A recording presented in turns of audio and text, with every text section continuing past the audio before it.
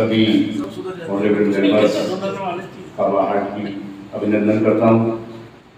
वासु जी बैठे हैं, दुगल जी अभी चले गए हैं, बल्ला जी, रमन अग्रवाल जी, संतोष जी और तमाम जितनी भी यहाँ विभूतियाँ हैं सबको मेरा उन्हें अभिनंदन है।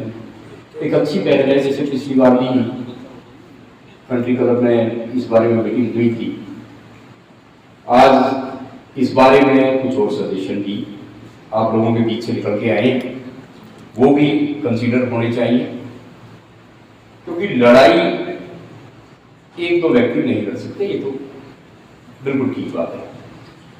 इसका मैं एक एग्जांपल बताऊंगा आपको।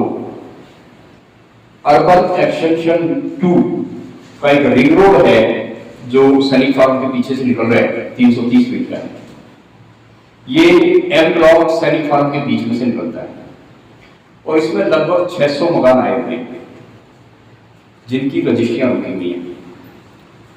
मैंने उन लोगों को कहा कि आपकी रजिस्ट्रियां रुक रही हैं, कल ऐसा ना हो आपको मौका ना मिले अपनी बात रखने का।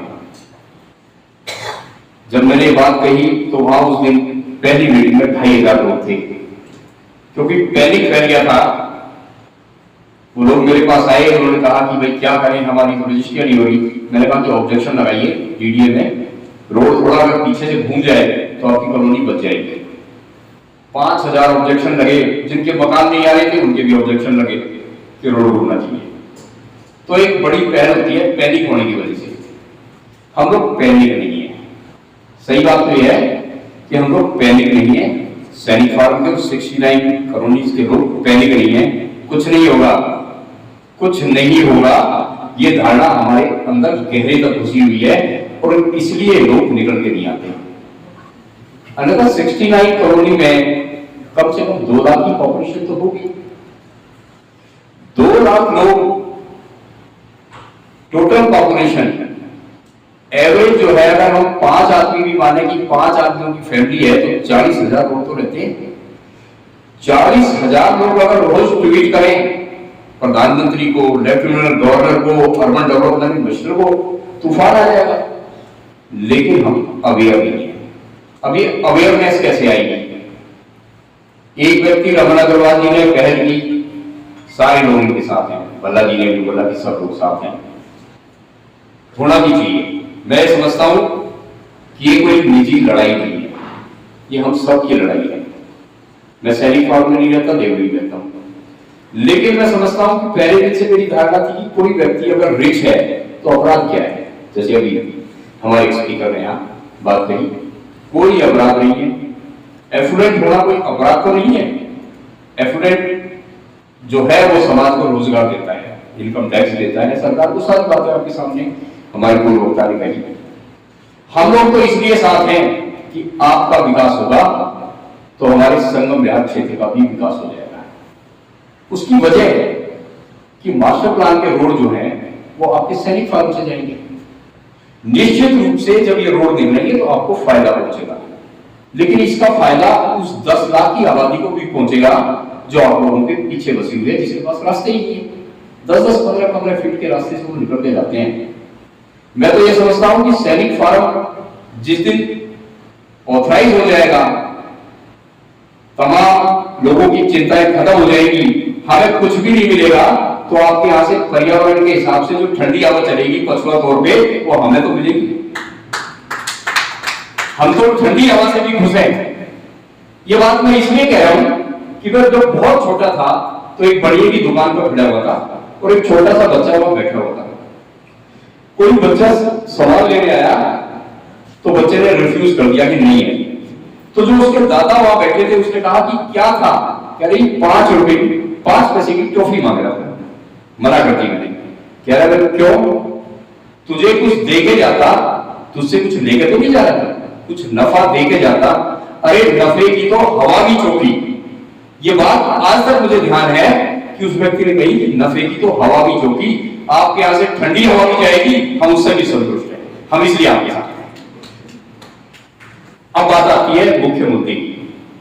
मैंने कहा कि एम ब्लॉक में रास्ते जा रहे थे, पहले दिन 2500 आदमियों की मीटिंग हुई और जब ये मीटिंग हुई तो पॉलिटिकल लोग घबरा गए कि यार ये क्या हो गया। फिर वहां डीडीए मेंबर, दूसरे लोग, सब लोग पहुंचने लगे और लोगों को मिसगाइड कर दिया। मैंने उनको फिर कहा कि आप मौका छोड़ रहे हैं, आपके 600 मकान आ रहे हैं, आप डीडीए के डीसी को दोबारा से मिलिए और उसको कहिए कि या तो हमें रजिस्ट्रेशन दे दें हमारे मकानों का, या हमें ये बता दें कि हमारा कंपनसेशन क्या है, हमारी रात दिन की नींद उड़ी हुई है, या तो हमें कंपनसेशन तय कर दें कि तो आपको ये कंपनसेशन मिलेगा, या आपकी रजिस्ट्रियां कर दें, रजिस्ट्रियां हो जाएंगी तो आपको बाद में कंपनसेशन मिल जाएगा। लेकिन दुर्भाग्य की बात है कि उस दिन 150 लोग इकट्ठे हुए। मैंने कहा मैं नहीं जाऊंगा तुम्हारे साथ, मैं तुम्हारे साथ डीडीए नहीं जाऊंगा। क्यों कि आज जब मैंने तुम्हारे ब्लॉक में तुम्हें बुलाया तो तुम 150 आदमी इकट्ठे हुए, कल जब मैं जाने की बात करूंगा तो तुम 15 आदमी आओगे, तुम सबको काम निकल जाएंगे, क्योंकि तुम्हें अभी एहसास नहीं है कि क्या होने जा रहा है। जिस दिन एहसास होगा तुम 2000 लोग मेरे घर के दरवाजे खड़े हो गए, अब बचाओ, तब शायद मैं ना बचाऊंगा। ये बात मैं उनको बड़े क्लियर तौर पर कही। आज भी स्थिति वही है। तो 69 कॉलोनियों में फिर उसी बात का आता हूं कि पैनिक नहीं है। जिस दिन पैनिक हो जाएगा उस दिन इस हॉल में खड़े होने की जगह भी नहीं मिलेगी, ये सच है। अगर 69 कॉलोनियां हैं, वास्तव में हैं, उनके आरडब्ल्यू बनी हुई है, उनके प्रेसिडेंट्स हैं, ठीक सजेशन है। जितनी भी 69 कॉलोनी के प्रेसिडेंट हैं उनको सबको वाइस प्रेसिडेंट बना दीजिए रमन अग्रवाल जी के पीछे, क्योंकि ये पहल जिन्होंने की है, पीछे भी एक बात आई थी कि लोगों ने मिसलीड करना स्टार्ट कर दिया और जो कुछ प्रयास थे उसमें बाधा पड़ी थी। सारे लोग बैठिए, खुले मन से बैठिए, कोई नेतागिरी नहीं होती इन सारे मामलों में, कोई नेतागिरी नहीं होती, क्योंकि ये लड़ाई हमारी अपनी है। अपने अस्तित्व को बचाने की लड़ाई जब होती है तो हम नेतागिरी ना करें, किसी को लीड करने के लिए आगे रखें, हम सारे सजेशन उनको दें, उन सजेशनों को वो मानेंगे, सारे अच्छे सजेशन होंगे तो जरूर मानेंगे, और उन सजेशन को लेकर सबके साथ काम करेंगे। सारी एसोसिएशन के प्रेसिडेंट्स को उठाइए, 10-20 आदमियों की जिम्मेदारी तय कीजिए, 20 आदमी तय करें कि 5 एसोसिएशन को मैं लेके आऊंगा, 2 एसोसिएशन को मैं लेके आऊंगा, 1 को मैं ले आऊंगा, अगली मीटिंग में खुद भी आऊंगा, ऐसा ना हो कि मैं ही नदारद हो जाऊं। ये भी बातें देखने में आती है कि खुद प्रेसिडेंट ही नहीं आते, एसोसिएशन तो दूसरी आएगी कहां से। तो बैठा लीजिए सबको, ये ज्यादा बड़ा काम नहीं है, आपके पास सब कॉलोनियों पे है, आदमी जिम्मेवारी उठाए कि मैं सब एसोसिएशन के पास जाकर सबको इकट्ठा करूंगा, सब रमन अग्रवाल जी के नीचे बैठ के काम करें, एक लाइन पे काम करें, एक लाइन ऑफ एक्शन हो, लेफ्टिनेंट गवर्नर को पकड़ा जाए पूरे मामले में, डीसी को दोबारा से पकड़ा जाए, बड़ी मीटिंग की जाए, जंतर मंतर पे आप लोगों को धूप में बैठना पड़ेगा, इसलिए कि हमारा अपराध क्या है। आप गवर्नमेंट से लड़िए मत, आप ये कहिए कि हमारा अपराध क्या है। जब आपने एक एक्ट था 2008 के एक्ट के तहत सबको कर दिया, भाई हमें ही क्यों छोड़ दिया, हमें भी कीजिए, हम गवर्नमेंट से लड़ने की तो बात हम कहते ही कि गवर्नमेंट से लड़ नहीं सकते, किसान लड़े गवर्नमेंट से कोई फायदा नहीं हुआ, मैं वो सब बात नहीं कहता। ठीक है, हमें अपनी बात कहनी है और सरकार तक मजबूती से बात करनी है, ठीक है, सबको यूनाइट कीजिए, सब लोग बैठे एक सूत्र बैठ के बात करें तो ये सारा काम आसान हो जाएगा। मैं जिन लोगों ने बात कही है सबसे सहमत हूं और ये सब मैं कहना चाहता हूं कि हम लोग भी आपके साथ हैं, जैसी भी हमारी जरूरत होगी हम लोग आपके साथ खड़े रहेंगे। धन्यवाद।